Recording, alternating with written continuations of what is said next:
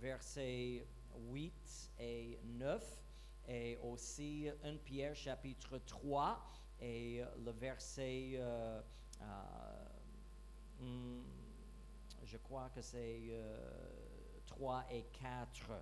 Mais nous voulons les voir dans les autres traductions qui nous aident. Je les ai lus la dernière fois, mais je veux continuer avec les autres traductions. Si on peut continuer un peu, mon frère.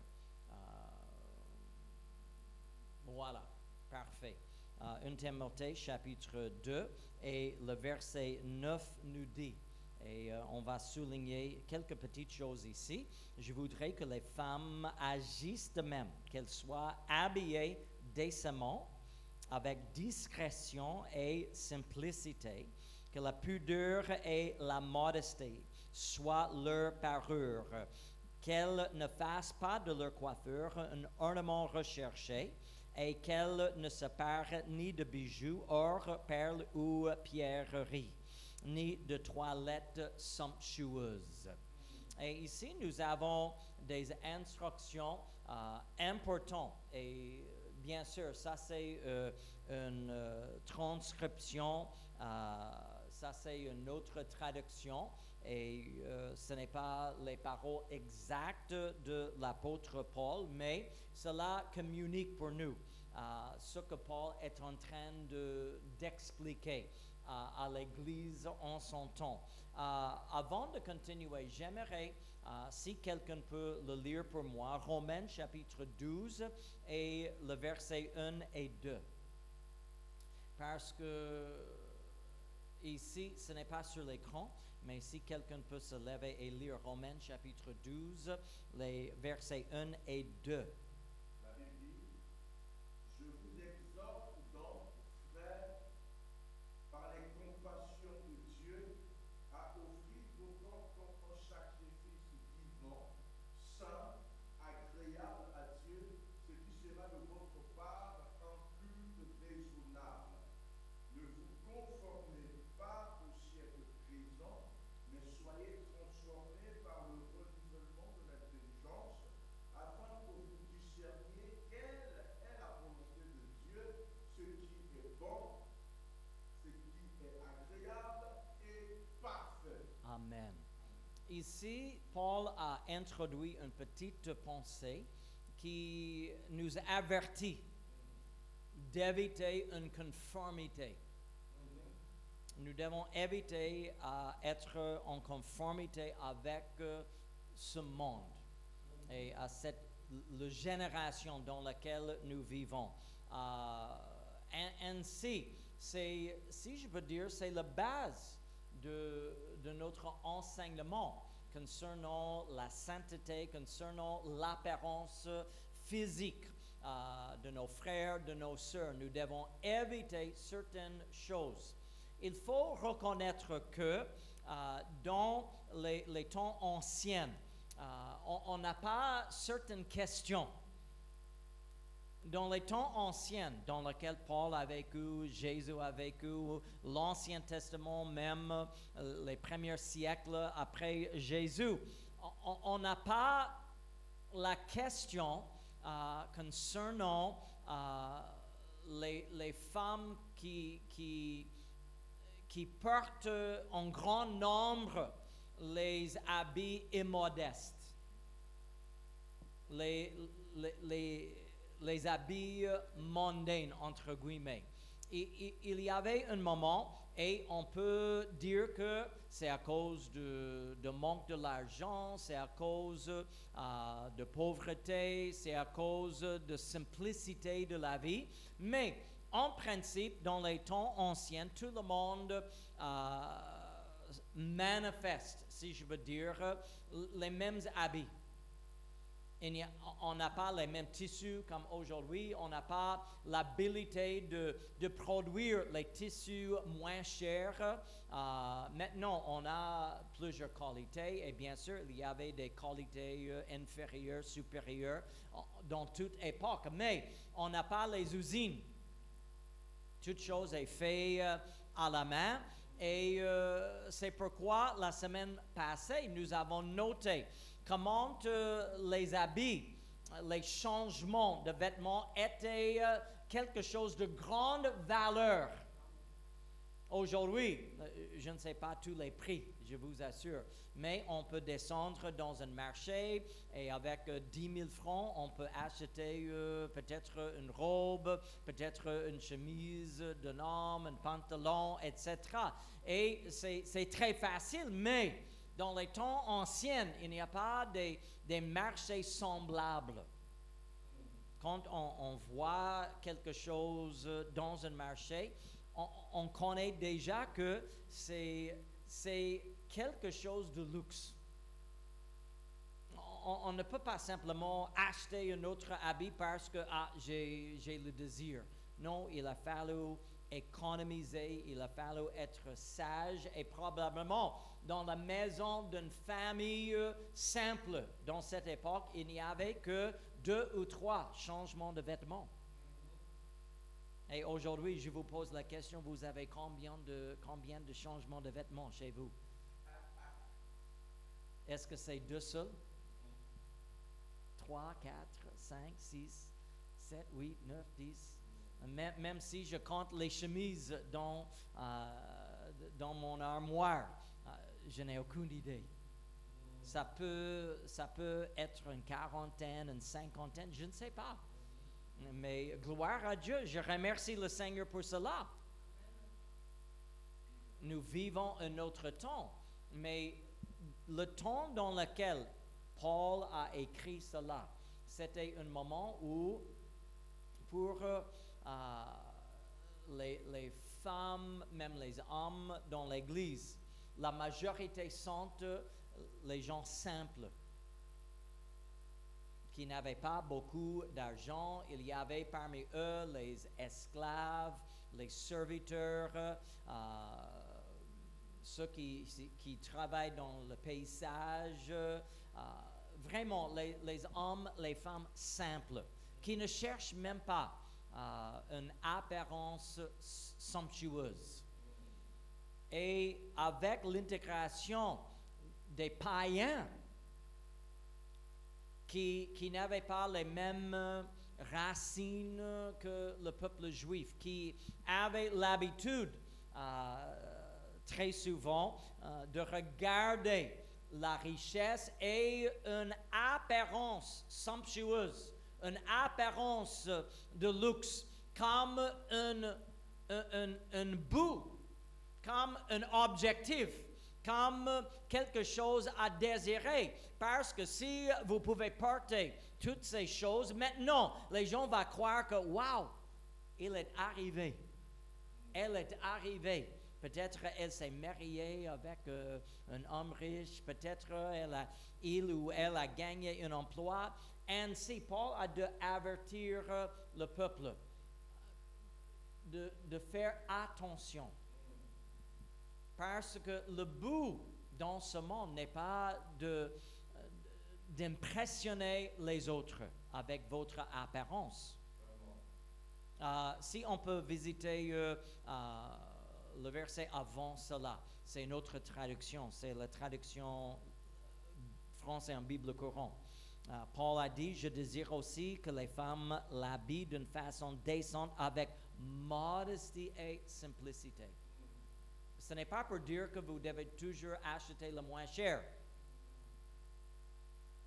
Mais ne cherchez pas à vous conformer avec le monde et même les idées de beauté de ce monde. Qu'elles ne sont ni de coiffure compliquée, ni de bijoux d'or, ni de perles, ni de vêtements luxueux. Aussi, maintenant, on va visiter dans 1 Pierre, chapitre 3, encore dans les mêmes 2 traductions. La semaine passée, on les a lus, mais on n'a pas les montrés sur les écrans. Mais le verset 3 et 4 dans la traduction Bible en français courant nous dit ceci: ne cherchez pas à vous rendre belle par des moyens extérieurs. Maintenant, nous allons voir, la question n'est pas que ou le principe que Pierre veut communiquer ici, ce n'est pas que nous ne voulons pas que les femmes soient belles. Je vous assure, une femme chrétienne qui marche dans les principes que Paul et Pierre nous enseignent est une femme très belle. Alléluia. Amen. Quand je suis dans une assemblée de nos frères, nos sœurs, il y a peut-être des centaines, même j'ai assisté les réunions où il y avait des milliers de frères et sœurs. Et je peux dire, parmi les femmes de ce monde, rien n'est plus belle que les femmes qui marchent dans la sainteté. Remplis de l'Esprit de Dieu, marchant selon les principes de la parole de Dieu avec l'Esprit et la joie du Seigneur qui se manifeste à travers de leurs œuvres. Vraiment, le monde n'a aucun droit de s'imposer la beauté qu'il s'imagine sur l'Église de Jésus-Christ. Et l'Église de Jésus-Christ doit résister à la tentation de déterminer la beauté doit être dictée par ce monde. Non. Dieu a une beauté. Et nos sœurs, celles qui sont là aujourd'hui et celles qui m'écoutent à distance et celles qui vont arriver, vous avez une beauté. Amen. Ne jugez pas, ne vous comparez pas avec les publicités. Dans les publications, dans la télé, dans les panneaux qui se trouvent partout dans le monde, parce que ça, c'est la séduction de ce monde. Ça, c'est la beauté dictée par certains gens dans le monde qui utilisent la séduction pour vendre les produits. Et laissez-moi le dire dans les termes simples. En tant qu'une femme, vous n'êtes point à vendre. Amen. Amen. Vous n'avez pas un produit à vendre. Ainsi, il ne faut pas séduire quelqu'un pour le ou les convaincre de votre valeur dans le royaume de Dieu, de votre valeur dans la vie quotidienne, de votre valeur dans ce monde et dans le monde à venir. Ainsi, nous devons faire attention. Paul et Pierre ne veulent pas dire à nos femmes, ne cherchez pas à être belles, mais attention aux moyens que vous utilisez pour être belle. Je crois que ma femme est belle. Amen. Amen. J'avais cru depuis la première photo que j'ai vue une fois et ça continue jusqu'à aujourd'hui. Amen. Je crois que ma femme est belle. Amen. Mais ce n'est pas à cause des moyens mondains qu'elle m'a convaincu. Bien sûr, j'ai vu le visage premièrement, mais après un peu de temps, après avoir rencontré et commencé à parler, à causer, à se connaître, maintenant, j'ai vu qu'elle a une beauté de l'esprit. Et quant à moi, je n'ai pas insisté à ma femme, oui, je vous aime, mais si vous pouvez changer ceci pour moi. Non, je n'aime pas cet élément de votre visage. Si vous pouvez utiliser quelque chose pour changer ça. Non, j'ai apprécié la beauté de ma femme tel que Dieu l'a créé. Amen. Amen. Ne cherchez pas à vous rendre belle par des moyens extérieurs, comme la façon. Et maintenant, il parle de moyens de ce monde. Voilà ce que le monde fait pour avoir une belle apparence. La façon d'arranger vos cheveux, des bijoux d'or ou les vêtements élégants. Voilà ce que le monde essaie à faire pour convaincre à un homme, un étranger, aux autres, je suis belle. Mais ne cherchez pas le même chemin. Vous n'avez pas besoin de ça. Recherchez plutôt la beauté de l'être intérieur. La parure impérissable d'une beauté, d'un esprit doux et paisible qui est d'une grande valeur aux yeux de Dieu. Est-ce que la beauté extérieure est pour convaincre Dieu de quelque chose? Non, c'est pour communiquer aux hommes quelque chose. Et qu'est-ce que vous voulez communiquer à ce monde? Et Paul dit que nous devons chercher d'abord ce qui a une grande valeur dans les yeux de Dieu. Parce que la beauté est premièrement une question des yeux. Amen. Et le jugement des yeux de quelqu'un. Probablement, je ne peux pas entrer dans les pensées de nos sœurs qui sont là. Mais probablement, la question est entrée dans la pensée de toutes les femmes de ce monde à un quelconque moment. Est-ce que je suis belle dans les yeux de... Et on peut ajouter un nom quelque part. Est-ce que je suis belle dans les yeux de... Et vous pouvez donner le nom. J'espère que Jojo a dit un jour, est-ce que je suis belle dans les yeux de Otis? Probablement, ma femme s'est posé la question, est-ce que je suis belle dans les yeux de Sully? Paul nous dit que il faut poser la question, est-ce que je suis belle dans les yeux de Dieu?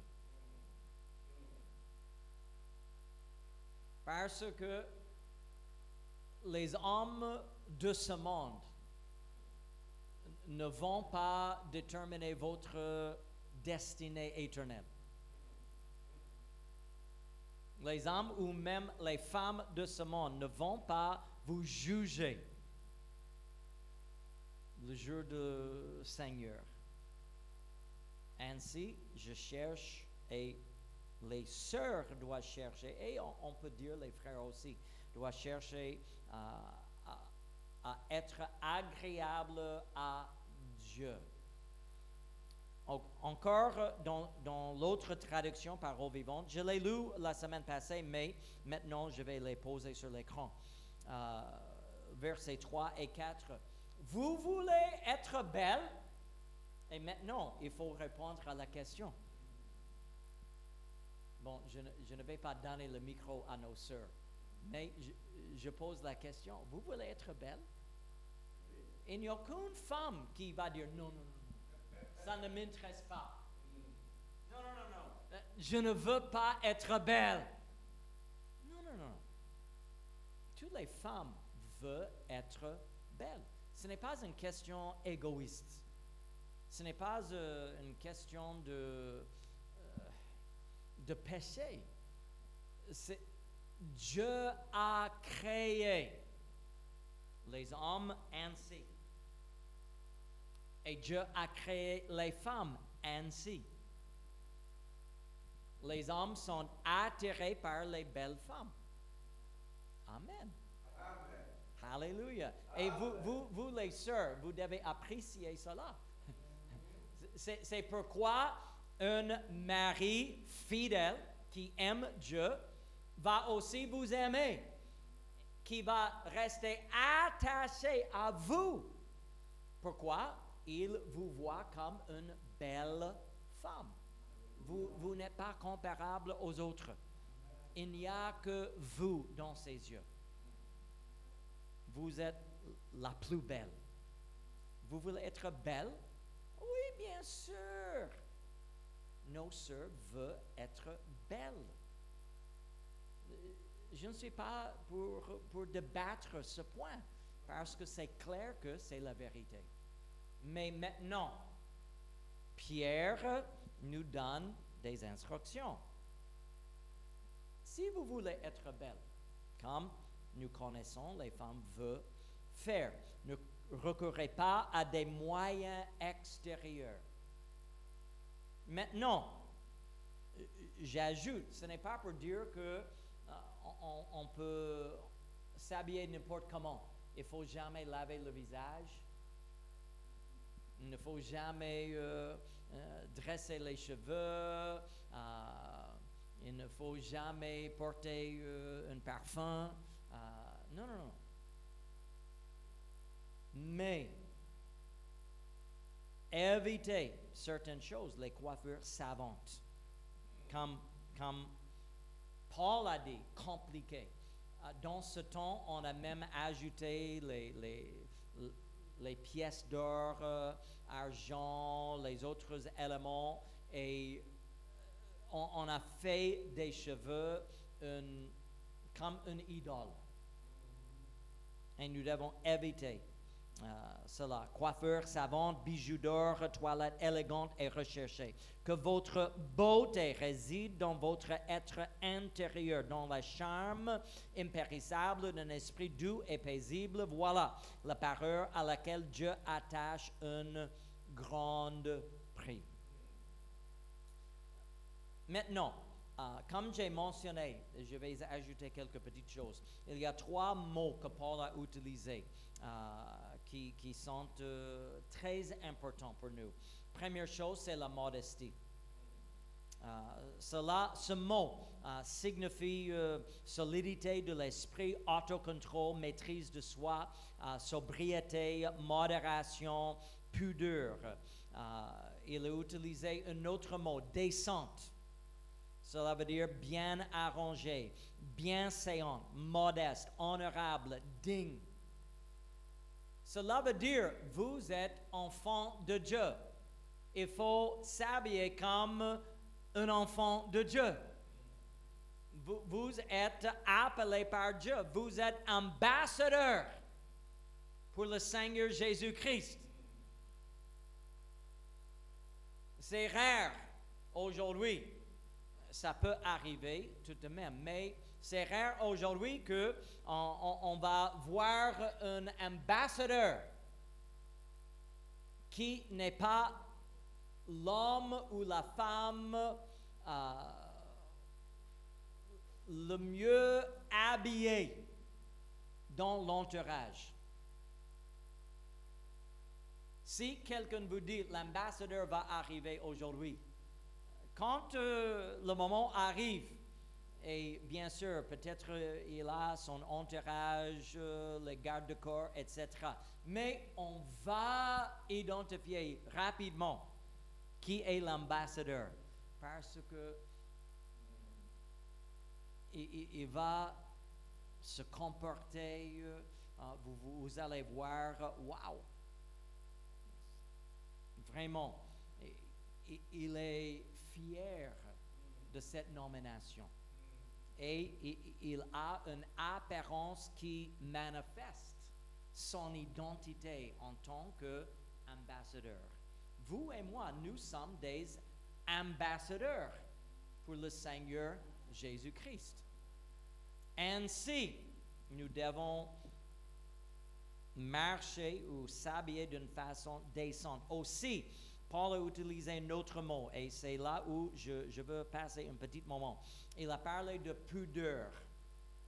Et ce mot signifie beaucoup de choses. Sens de honte. Cela veut dire c'est l'opposé d'orgueilleux. humilité, d'honneur, de modestie, timidité, révérence, décence. Mais le mot signifie aussi un égard pour les autres. On considère les autres. Cela veut dire, quand vous manifestez la pudeur, vous ne pensez pas uniquement à vous-même, mais je considère mon frère et ma sœur pour qui le Seigneur est mort. Maintenant, je considère comment est-ce que mon tenue peut toucher mon frère ou ma sœur. Est-ce que ça peut créer un problème dans leur vie? Est-ce que je manifeste par mes habits, par mon comportement, un amour fraternel? Si quelqu'un peut lire pour moi Matthieu chapitre 6, le verset 13. Ce n'est pas sur l'écran, mon frère, mais si quelqu'un peut le lire. Matthieu chapitre 6 et le verset 13.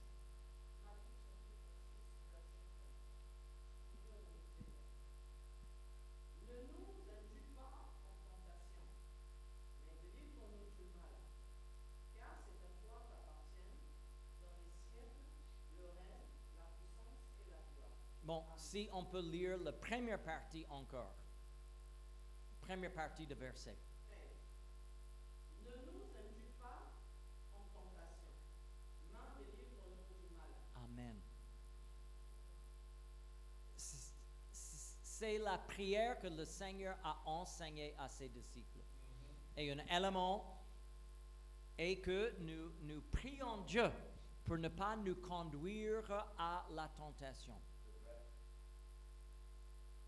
Et si c'est notre prière au sujet de Dieu, est-ce que nous devons aussi l'appliquer dans la vie personnelle? Cela veut dire quoi? Je ne veux pas que mon apparence conduise quelqu'un à la tentation. Alléluia. C'est la base de l'enseignement de Pierre et Paul.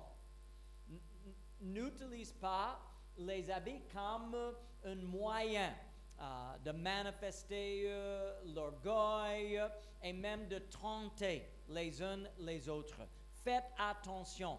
Et quand je me lève le matin, quand je marche dans la vie quotidienne, je dois considérer toujours, est-ce que dans ma vie, il y a quelque chose qui peut conduire un frère ou une sœur à la tentation?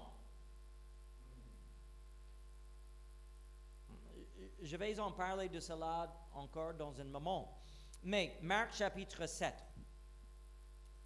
Et je crois que nous avons touché cela la semaine passée, mais je vais le toucher encore. Marc 7, 20 à 23, il dit encore, « Ce qui sort de l'homme, c'est ce qui suit l'homme, car c'est de dedans, c'est du cœur des hommes que sortent les mauvaises pensées, les adultères, les impudicités, les meurtres, les vols, les cupidités, les méchancetés, la fraude, le dérèglement, le regard envieux, la calomnie, l'orgueil, la folie. Toutes ces choses mauvaises sortent de dedans et suivent l'homme. » Bien sûr, Jésus est en train de s'adresser au sujet de la nourriture. Ce que nous mangeons n'est pas le problème, c'est ce qui sort. Mais on note aussi que dans certains cas, je ne dis pas en tout cas, mais en certains cas, les mauvaises pensées viennent de l'extérieur. L'homme invente. On ne peut pas nier que l'un peut inventer le mal. L'homme en lui-même peut inventer le mal. Mais nous comprenons, selon Matthieu chapitre 6 et le verset 22, l'œil est la lumière du corps. et ce qui entre par l'œil ou les yeux est le moyen par lequel le plus efficace de toucher le cœur de l'homme. On peut regarder les chiffres et on se souvient, je crois que c'est peut-être 5 à 10% de ce que nous entendons.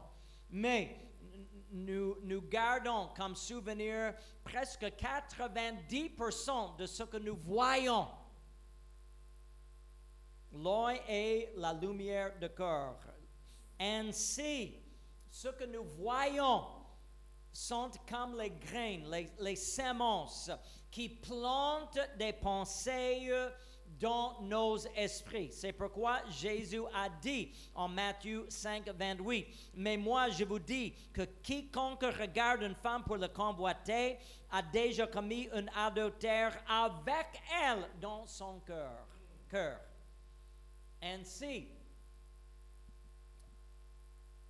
c'est d'abord la faute de l'homme. Mais on doit toujours poser la question, est-ce que l'œil, qui est la lumière de son cœur, a vu quelque chose qui a provoqué cette pensée? J'aimerais vous enseigner, vous dire aujourd'hui, il faut un équilibre quand on commence à discuter ce point. Les hommes doivent maîtriser leur esprit. Si un homme ne peut pas se maîtriser ses pensées, son esprit, la Bible nous enseigne, il est comme une ville qui n'a aucune porte. L'ennemi peut envahir. L'ennemi peut entrer dans la ville et il peut prendre contrôle de la ville. L'homme doit maîtriser ses pensées.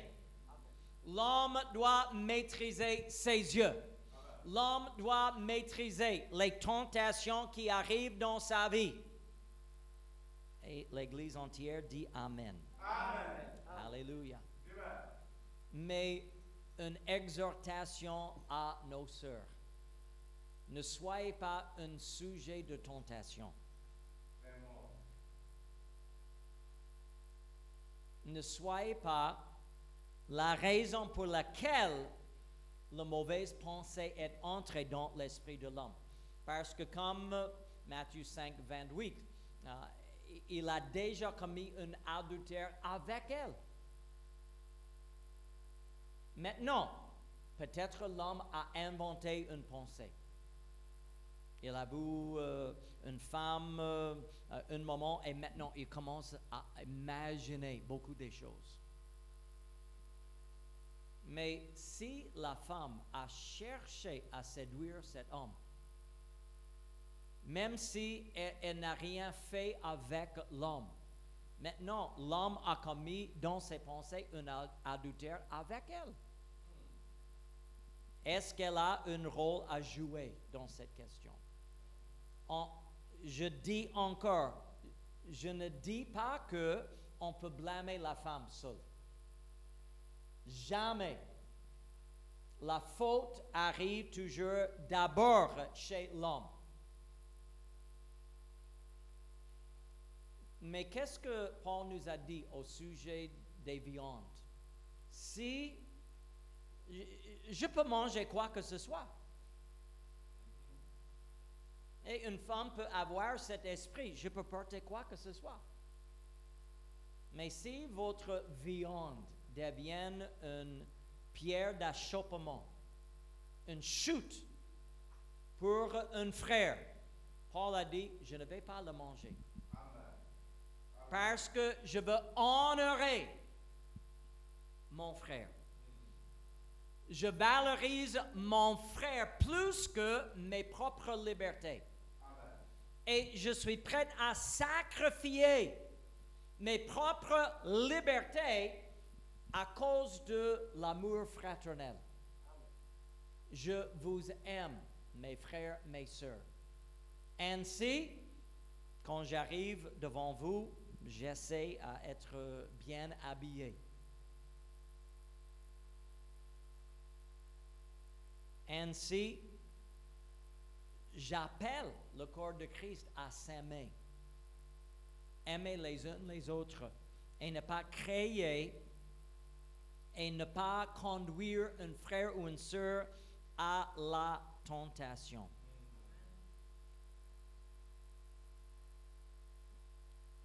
Voilà mes conseils.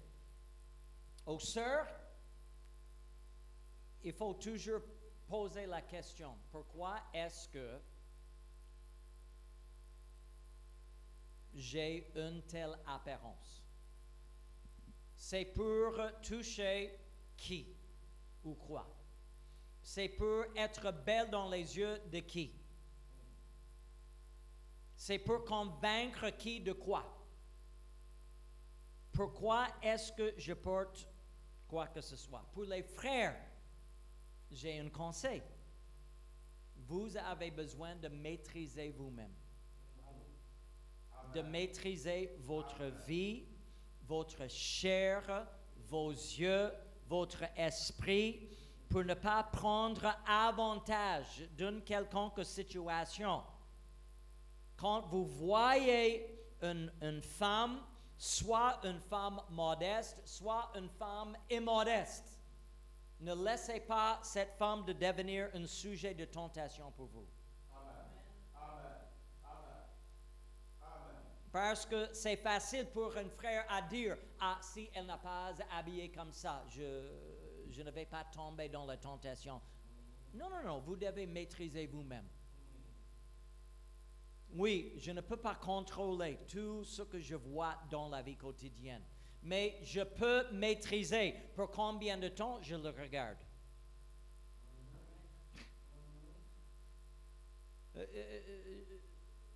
Je parle de tous nos frères qui sont là. Quand vous êtes dans le taxi, le bus, et il y a une femme avec les habits trop serrés, vos yeux vont tourner.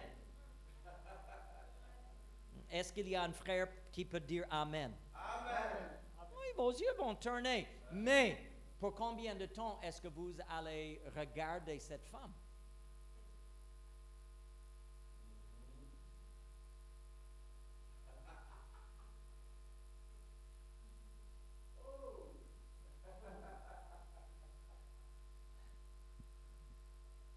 Ou est-ce que, en voyant, oh, Seigneur, aide-moi.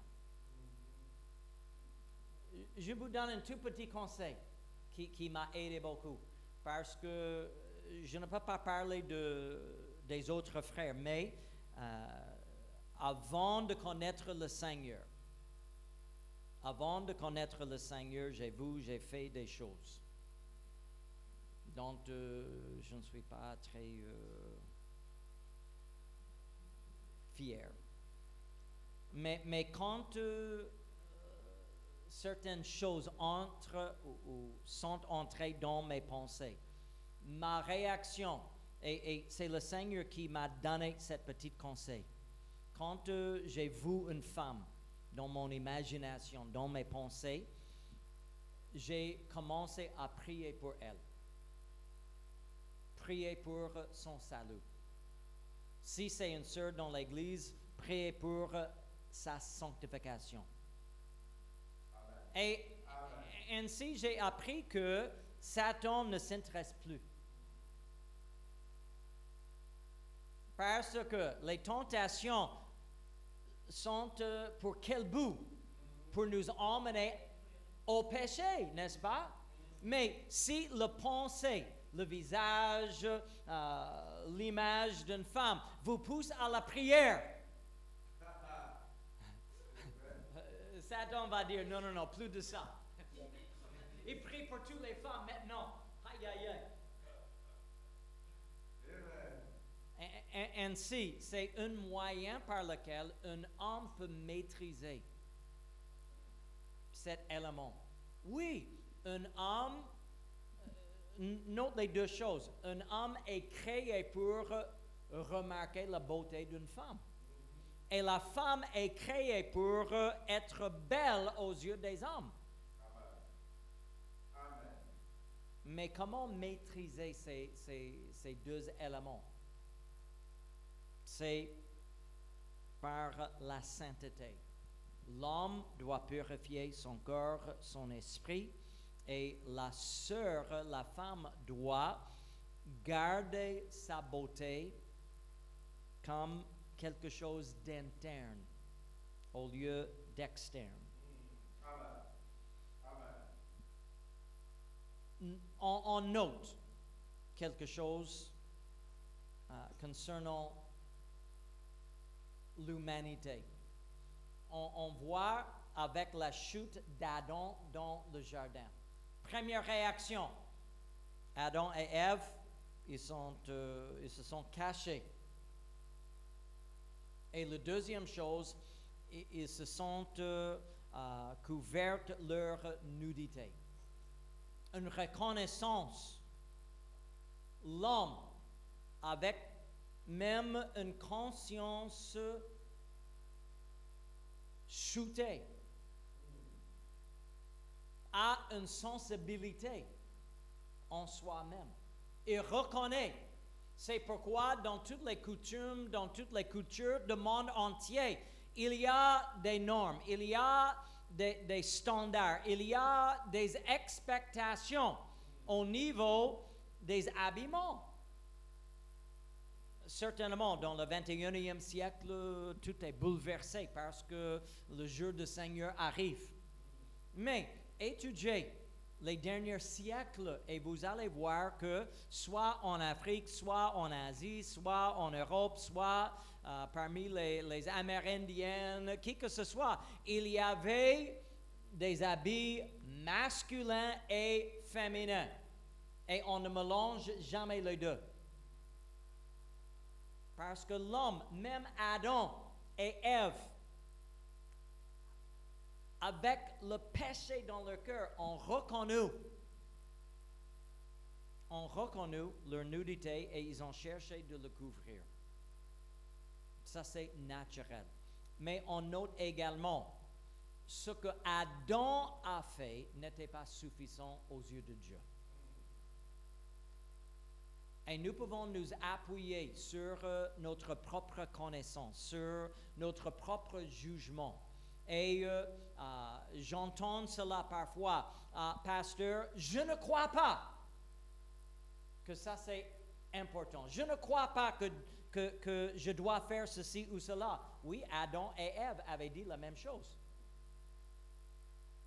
Voilà ce que nous allons faire. Et nous croyons que c'est suffisant. Mais Dieu est venu pour dire, non, cet habit que vous avez fabriqué n'est pas suffisant. C'est vrai.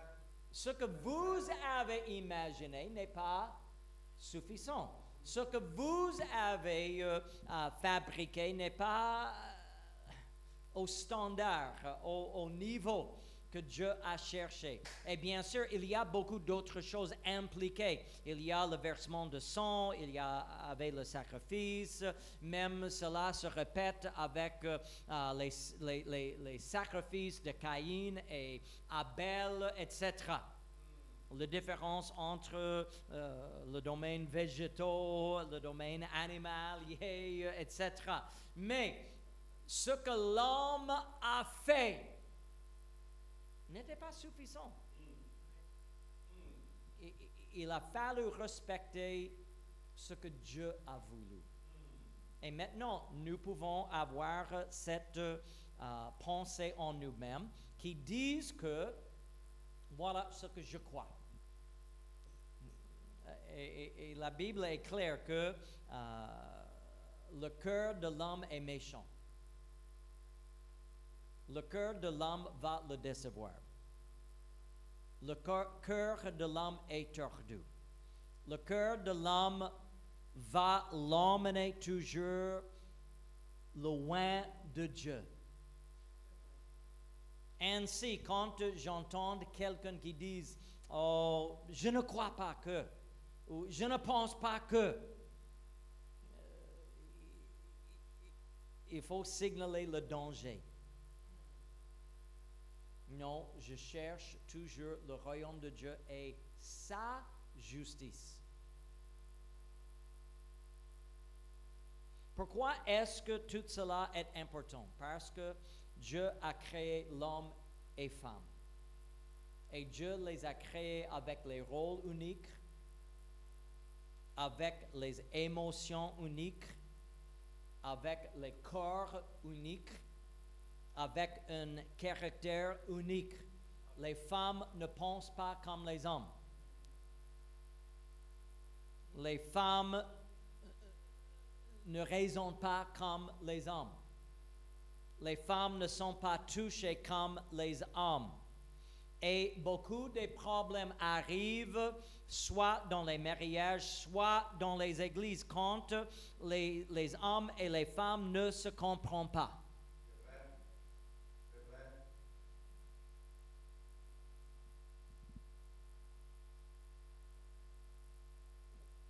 Nous ne devons pas focaliser toujours sur les différences physiques, mais même les différences psychologiques, émotionnelles doivent influencer notre attitude au sujet de la sainteté.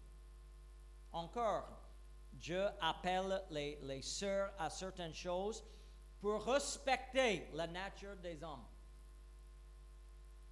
Et les hommes doivent garder leur esprit et leur imagination dans la crainte de Dieu à cause des femmes.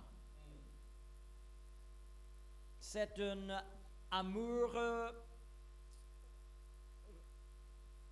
réciproque. Merci beaucoup. En deux sens. C'est un respect en deux sens. Si vous ne gardez que vos propres intérêts, vous ne comprenez pas l'amour de Dieu.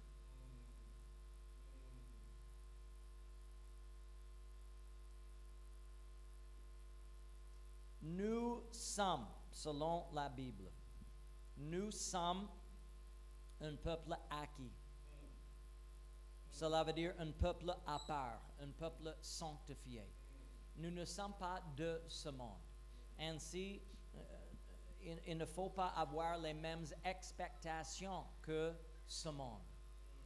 Nous devons marcher dans la crainte de Dieu. J'aimerais, pour terminer, si c'est possible, j'aimerais mentionner que même nous, les hommes, nous devons aussi faire attention comme jamais auparavant. Parce que nous vivons un moment où les rôles des hommes, des femmes est attaqué par Satan. Est ciblé par l'ennemi. Et il veut confondre. Et je l'avais mentionné, vous pouvez rechercher sur les infos, sur l'Internet, et vous allez voir que dans l'Europe, dans l'Occident, partout, il y a maintenant les transsexuels. Et c'est un signe des derniers temps. L'ennemi veut confondre le rôle des hommes, des femmes, pour dire qu'on peut sauter de l'un de l'autre. Il n'y a pas de différence. Si je suis un homme et demain je me décide que je suis maintenant femme, on doit accepter ça. Mais aussi, nous avons le problème dans nos jours de l'homosexualité. Et ainsi, il y a des hommes, entre guillemets, très efféminés. Et ils sont attirés comme les femmes par le vous. Ainsi, je ne veux pas être recherché par un homosexuel. Merci Dieu. Même si je ne m'occupe pas des femmes, je dois faire attention parce qu'il y a aussi des hommes qui sont attirés par les autres hommes.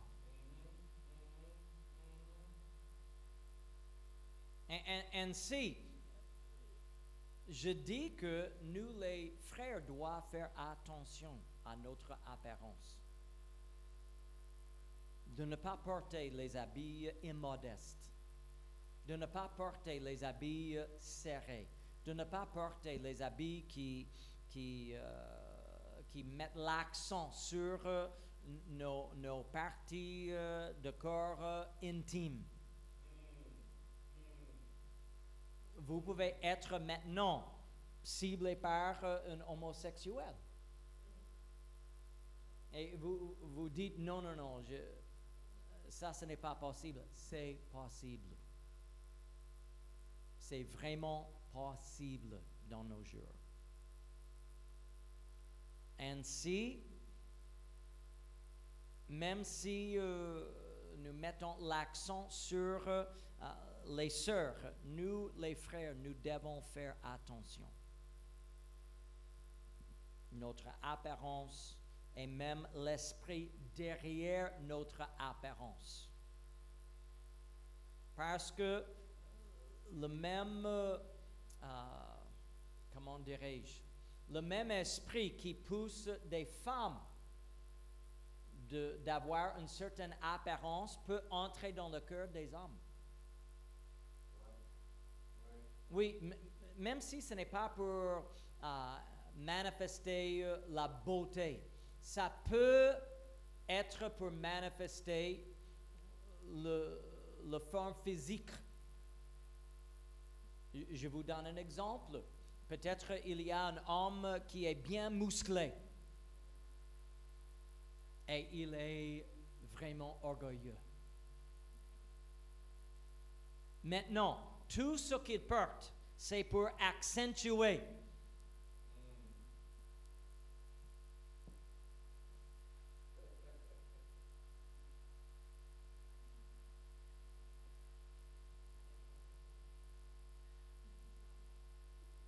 donc les chemises sont trop serrées parce qu'il veut communiquer. C'est le même esprit d'une femme qui s'habille d'une façon immodeste. La femme qui le fait veut attirer les regards des autres. Et l'homme qui fait, l'homme musclé, on peut parler d'autres circonstances, mais l'homme qui est orgueilleux d'une certaine qualité de sa vie, de son corps, il peut porter les habits qui attirent les regards sur cette qualité. Ainsi, on peut dire que on ne dit pas simplement que voilà le problème des femmes, voilà le problème des hommes. Et ils sont complètement différents. Non, le même esprit peut nous tous toucher. Oui, c'est les hommes qui sont touchés par l'œil. Mais on ne peut pas dire que les femmes ne sont pas touchées par la vue. On ne peut pas dire que c'est uniquement les femmes qui veulent avoir une certaine apparence dans les yeux des autres. Parce qu'il y a les hommes qui veulent être considérés ou reçus comme à la mode, cool, quoi que ce soit aujourd'hui. Ainsi, nous devons tous poser la question, pourquoi est-ce que je peux aimer mon frère, ma soeur, ainsi? Est-ce que je manifeste l'amour fraternel ainsi? Est-ce que je peux même me respecter ainsi? Une dernière chose, et je vais terminer. Il y a des gens qui disent que Dieu ne m'a pas convaincu personnellement. Oui, je vous entends, pasteur, mais Dieu ne m'a pas convaincu de cela. Écoutez-moi, ma foi n'est pas basée sur mes émotions ni mes propres pensées. Mais ma foi est basée sur la parole de Dieu. J'ai reçu le baptême au nom de Jésus avant de tous comprendre au sujet du baptême au nom de Jésus. Je continue à apprendre. J'ai reçu le Saint-Esprit avec l'évidence de parler en langue, bien avant de comprendre toutes les implications du baptême de Saint-Esprit. J'ai commencé à marcher dans la sainteté bien avant de comprendre l'importance de cela. Bien avant de comprendre pourquoi et comment Dieu m'a touché, la parole d'un pasteur m'a touché, la parole m'a touché, mais j'ai fait plusieurs transformations dans ma vie. Bien avant de tout comprendre, même aujourd'hui, je ne comprends pas tout. Ainsi, notre obéissance ne peut pas être basée sur nos propres pensées, nos propres émotions, notre propre intelligence, comme on a noté. Adam et Ève, avec leurs propres intelligences, ils avaient compris à part, mais ils n'ont pas compris la volonté de Dieu. Ainsi, une fois que nous entendons la parole de Dieu, une fois que nous cherchons à le faire, Dieu va nous aider à le faire. Dernière chose concernant le sujet, et cela peut toucher beaucoup d'autres choses. Et ça, c'est que dans la vie, pourquoi est-ce que beaucoup de chrétiens cherchent à faire le minimum pour le Seigneur, au lieu de faire le maximum pour le Seigneur? Ils cherchent, c'est comme il y a une frontière, une ligne qui sépare la sainteté et la mondanité. Et il y a des chrétiens, selon ce que je vois, ce que j'ai témoigné depuis 40 ans maintenant. Il y a toujours dans l'Église les chrétiens qui cherchent à être le plus proche au monde que possible. Dans leur apparence, dans leur attitude, dans leur comportement, dans leur langue, le plus proche au monde, mais avec les pieds toujours dans l'Église.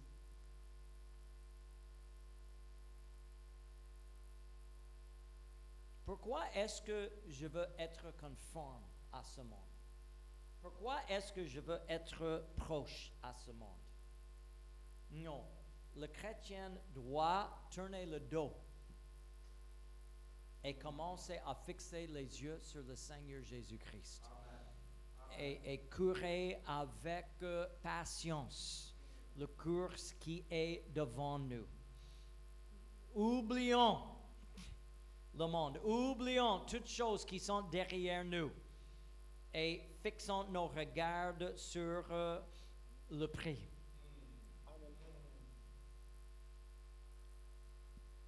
Pour terminer, Matthieu chapitre 5, le verset 16. Que votre lumière luise ainsi devant les hommes.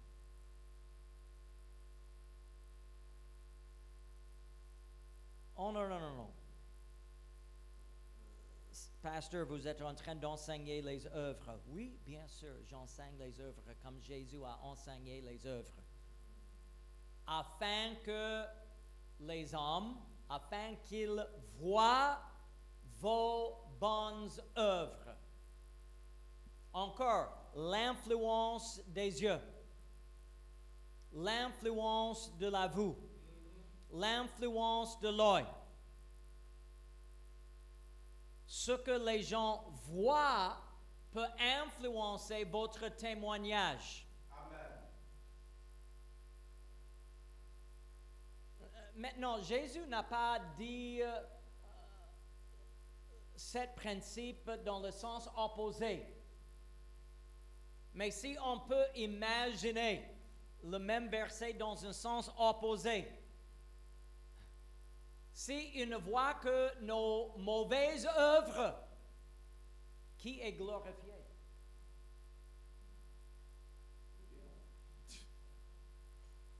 Satan, la chair, le royaume de ce monde. Ainsi, ce que nous communiquons par notre comportement, nos paroles, nos attitudes et même notre apparence physique peut influencer les hommes autour de nous.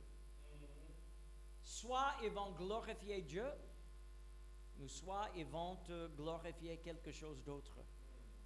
Votre chair, le diable, qui que ce soit, quoi que ce soit. Ainsi, il y a un rôle dans votre vie pour les bonnes œuvres qui sont évidents aux yeux des autres. Oh non, non, non, pasteur. Dieu ne voit que le cœur, oui, mais les hommes n'ont pas cet avantage.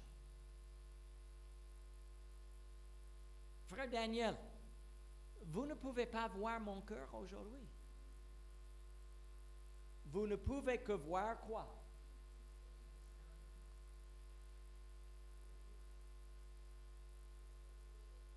Sœur Colina, les frères ici ne peuvent pas voir ce qui est dans votre cœur aujourd'hui.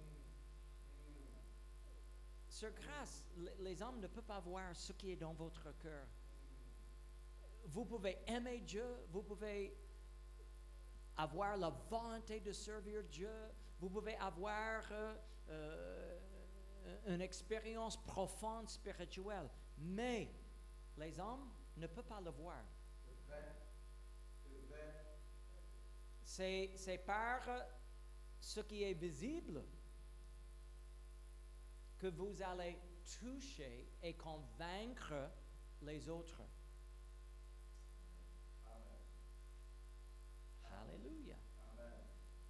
Que les hommes, qu'ils voient vos bonnes œuvres. Quelles sont les bonnes œuvres? Encore, comme nous avons souligné il y a plusieurs semaines, on ne fait pas certaines choses pour gagner le salut. Mais Dieu nous a sauvés afin que nous fassions des bonnes œuvres.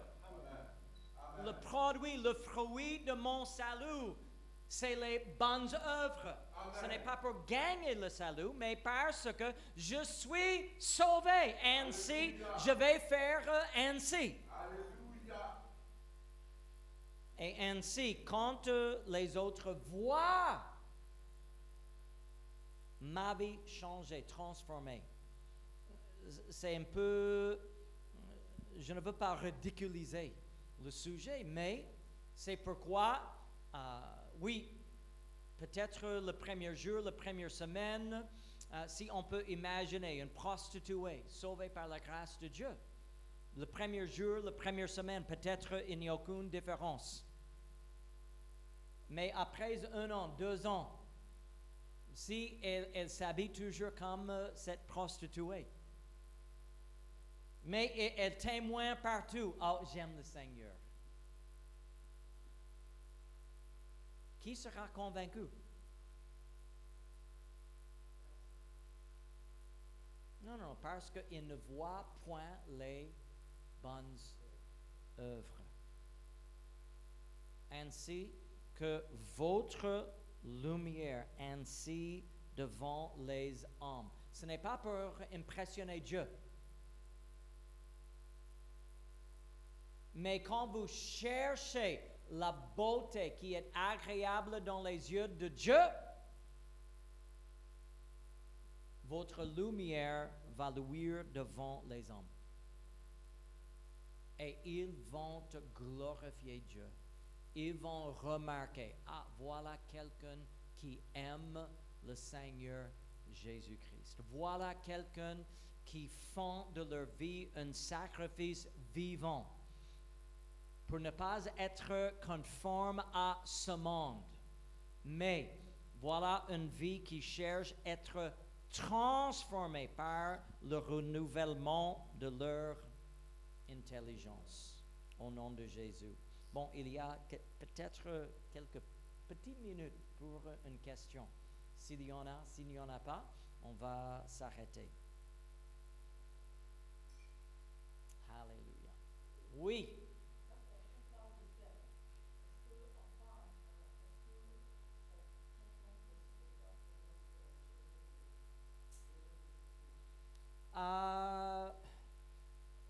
Je crois que c'est une question de modération. Bien sûr, on peut entrer dans les extrêmes avec n'importe quoi.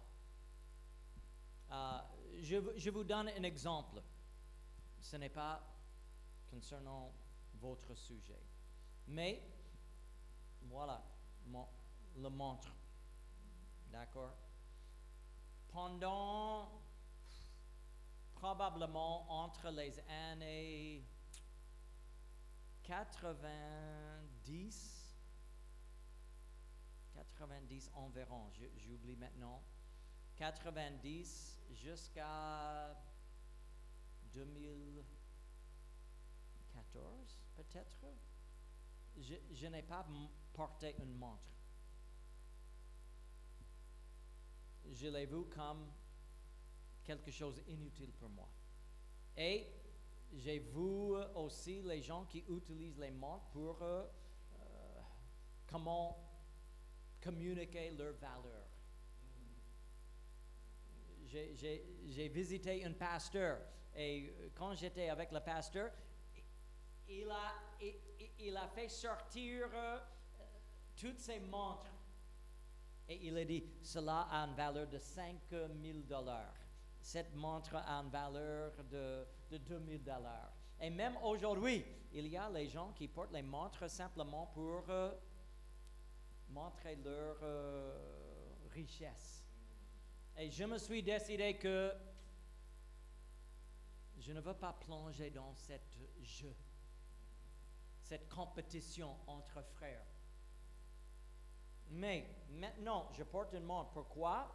Parce que c'est fonctionnel. Ça sert à faire quelque chose. Ce n'est pas élaboré, c'est simple, il n'y a rien vraiment de luxe. Et c'est pas moi qui a insisté, c'est ma femme. Nous étions en train de les voir et il y avait une femme à côté dans le magasin aux États-Unis et on est en train de discuter. Est-ce que j'ai besoin de ça? Est-ce que je n'ai pas besoin de ça? Et la femme qui est venue m'a dit, cette montre a sauvé la vie de mon père. Comment? Parce que ce montre suit le battement de cœur. Et tout à coup, moi et ma femme sont très intéressés parce que j'ai déjà des problèmes de cœur, des battements irréguliers, etc. Et elle a expliqué comment les médecins ont vu les battements de cœur de montre et on a fait une petite intervention et il a regagné sa santé. Et ma femme m'a dit, on va l'acheter pour 3. J'ai dit d'accord. Et je le porte maintenant à cause de ça. Je confesse, une des raisons pour lesquelles je n'ai pas voulu voir une montre, c'est parce que, en principe, une montre, c'est pour connaître quoi? L'heure. Mais l'heure est partout. L'heure est dans ma voiture, l'heure est dans mon téléphone, l'heure est dans les panneaux. Je n'ai pas pu justifier porter quelque chose qui, en principe, est inutile. Quand est-ce que je ne connais pas l'heure? Donc, le montre n'est pas pour connaître l'heure. Ça sert à beaucoup d'autres choses dans ma vie. Maintenant, oui, on porte certaines choses dans les cheveux. Et ils ont une fonction. Mais avec toute chose, je peux changer, comment dirais-je, le bracelet. Je peux changer ça. Et je peux en trouver d'or, d'argent, et je peux verser des milliers avec des pierres. Et maintenant, ce qui est fonctionnel, ce qui sert ma vie, peut devenir aussi un sujet d'orgueil. Ainsi, on reconnaît les lunettes, d'autres choses, même les cintres. Oui, ça sert à faire quelque chose. Mais on peut faire de ces choses un luxe et un moyen encore pour communiquer. Regarde-moi. Aux États-Unis, avec les cintres, il y a les cowboys. Et si vous voyez un cowboy, le cintre au milieu, le truc qui ferme, c'est grand. Et ça, vous pouvez identifier les cowboys comme ça. Les lunettes, oui, il y a des femmes qui ne portent pas de maquillage, mais les lunettes sont bizarres, extraordinaires. Donc, et pourquoi est-ce qu'ils sont comme ça? Ce n'est pas parce que c'est obligatoire. Ils veulent attirer le regard des autres. Ainsi, le conseil concernant toutes ces choses. Oui, ça peut servir, mais il ne faut pas entrer dans le domaine où la fonction n'est plus l'importante, n'est plus ce que vous cherchez, mais vous justifiez certaines choses en disant, mais ça sert. Non. Maintenant, ça ne vous sert plus. C'est devenu pour vous un sujet de chute, un sujet de valeur, un sujet pour vous vanter devant les autres. Ainsi, en toute chose, il faut un peu de sagesse, il faut un peu de prière, et il faut considérer nos frères, nos sœurs. Il faut considérer le témoignage de l'Église entière aussi. Et il faut toujours poser la question, comme Pierre et Paul nous ont posé cette question. Est-ce que vous voulez être belle? Oui, mais par quel moyen? Quel est le raisonnement derrière cela?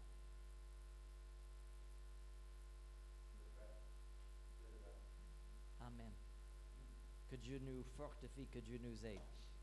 Merci, que Dieu vous bénisse, que Dieu vous bénisse aujourd'hui. Levez-vous, nous allons prier et nous allons recommander le reste de notre culte entre les mains de Dieu, afin que Dieu soit glorifié, afin que Dieu nous parle, afin que Dieu nous touche et nous transforme. Amen. Seigneur, nous te remercions pour tout.